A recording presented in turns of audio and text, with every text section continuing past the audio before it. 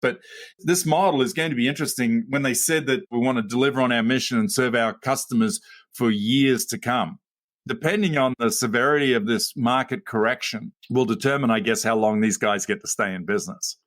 This is an interesting model, right? I mean, for the cycles. Well, yeah, exactly. You just said it right there, Bruce. I think the bigger question that has to be answered is, does this business model even work in a shifting market? Now, we know it can work in a different market, but we are in a cyclical industry. You just said it. So I think that is the bigger question that this company, investors in this company, et cetera, will have to answer, because frankly, their algorithms led to a $1.4 billion net loss in 2022.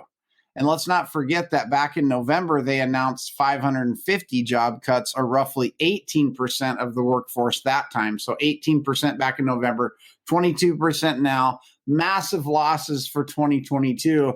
I think there are actually some bigger questions. In fact, at the end of March, NAR reported that the inventory of unsold existing homes was up to 980,000.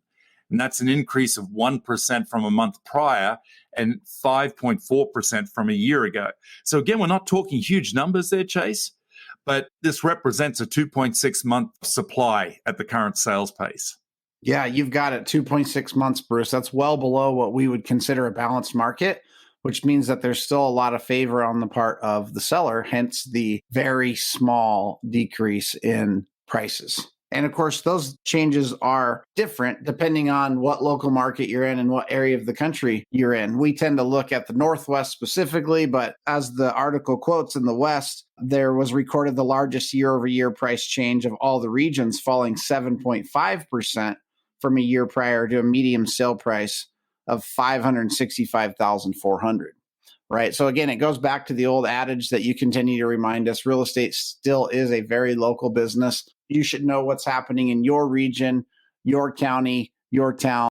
And of course, that's the fascinating thing, is you would expect we're going into a recession that we would see prices come down more significantly. But because of that restricted supply, and we've still got demand off the charts, prices are still being stubborn. Yep. One part of the article, Bruce, that's a little concerning, I guess, would be that Fannie Mae is actually expecting new home construction to pull back later in 2023, due in part to tighter credit availability for construction lending.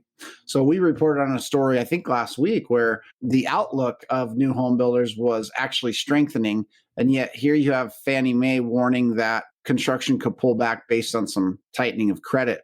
So again, considering the low inventory that we currently have, if that were to happen and something weren't to dramatically change the number of home sellers that are willing to give up a low mortgage rate and go on the market, we could see continued persistent challenges with the level of inventories that we have, which means that prices are unlikely to decrease in any dramatic.